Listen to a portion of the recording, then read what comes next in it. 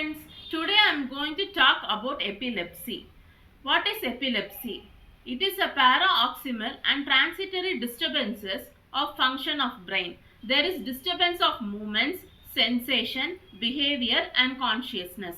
Its onset is usually sudden and disappears spontaneously with tendency to recurrence. Etiology, age. Epilepsy commonly appears below the age of 5 years and above 30 years. Attacks are usually multiple, varying in frequency. It may be hereditary and familial. Chemical mechanism. The following changes appear in neurons. There is failure of acetylcholine production and metabolic loss of glutamic acid. Physiological mechanism. These are stimulation of nerve cells by some process, short circulation of nervous energy associated with scar formation and developmental defects. Disease in cerebral cortex may also be responsible for it. Explosive theories are generalized discharge and spread of nerve impulses due to lack of oxygen. Vasomotor changes appear due to vascular spasm. Symptomatic epilepsy occurs in numbers of disorders. The important disorders are as following: congenital or developmental disorders, complications of pregnancy as like maternal infections, eclampsia, trauma like during gestation, chronic diseases and placental abnormalities. Prematurity may also be responsible for epilepsy. Abnormal neonatal conditions as like cardiorespiratory disorders, infectious diseases, postnatal head injury. Head injuries during or after birth may cause epilepsy. Infections. Common respiratory infectious diseases are meningitis, syphilis, brain abscess and parasitic invasions. Vascular disorders. Epilepsy may caused by the disorder of blood vessels. Common responsible diseases of vessels are Adams-Stroke syndrome, cerebral anoxia, hypertensive encephalopathy, embolism, cerebral hemorrhage, and cerebral arteriosclerosis. Cerebral tumors, toxic and metabolic disorders. These are acute alcoholic intoxication of chronic alcoholism, which may lead to encephalopathy, hypocalcemia, pyridoxine deficiency, drug addiction, and hypoglycemia. Types of epilepsy. Types of epilepsy are as under: grand mal epilepsy, petit mal epilepsy, psychomotor epilepsy, Jacksonian epilepsy, focal epilepsy. Grand mal epilepsy. It is also called motor epilepsy. Prodromal symptoms. Prodromal symptoms appear frequently for few hours to several days. Symptoms are usually paroxysmal or continuous.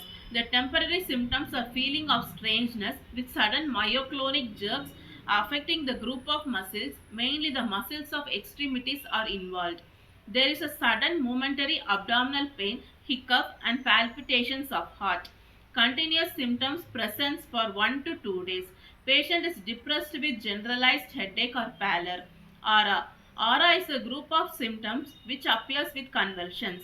Epigastric aura. It includes vague and brief sensation which commonly ascends to throat with feeling of breathlessness. It occurs occasionally with nausea or sudden intense hunger, may associate with vertigo. Psychic aura. It includes feeling of horror or fright. The patient suddenly runs or cries and then falls down with unconsciousness. There is a visual, auditory and olfactory hallucinations.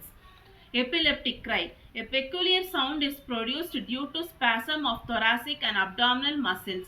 Sound is produced due to forcible expulsion of air through glottis. Another epileptic cry results from inspiratory effort. During inspiratory effort, the sound is like a screaming parrot. Attack of grand mal epilepsy. Loss of consciousness. Onset of attack is sudden with loss of consciousness. If patient is standing position, he can readily injure himself. Tonic spasm. After unconsciousness, body goes into tonic state. Head and eyes are rotated towards one side. Spasm appears in voluntary muscles. Respiratory movements are restricted with deep cyanosis. The muscular spasm may produce some complications like dislocation of joints or fracture of bones. Clonic convulsions. Patient is deeply cyanosed, usually due to asphyxiated condition. The tonic spasm are relaxed and clonic movement starts to appear. If the clonic movements are continuous, it produces strong contractions. Finally, spasm disappears and patient goes into asphyxial state. Saliva is mixed with air bubbles ejected from mouth. Patient frequently bites the sides of tongue and cheeks.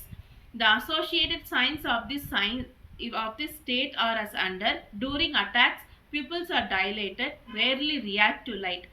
Sphincters are also relaxed, which will lead to continuous evacuation of urine and feces. Pulse and blood pressure both are increased. Petit mal epilepsy. This type of idiopathic type of epilepsy, it appears in young persons. It is rare above the age of 20 years. Attacks are frequent and are even 700 in number. Clinical appearance. These are under there is sudden loss of consciousness without aura, maybe with or without tonic or clonic spasm. Staring expression with eyes set straight ahead. Amnesia appears for a short period. The jerking movements appear with short duration. These are located on eyelids, face, or in arms. Frequency of attack is diminished usually with the advancement of age. Rarely, petit mal epilepsy is graded into mild, moderate, or severe.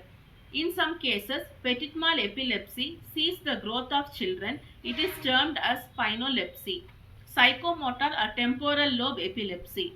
Psychomotor epilepsy appear during any age. The duration of attack is longer than the petit mal epilepsy. Patient behaves as though he was partially in consciousness. Patient walks suddenly, usually in unbuttoned clothes, violent urination, and irrelevant replies to question. Patient goes into deep sleep at the termination of the attack. Jacksonian epilepsy. In this type of epilepsy, spasm appears at one portion of the body and within a short period migrate to other portions. Attack usually begins from great toe, index finger, or from the angle of the mouth with weakness in one arm or leg.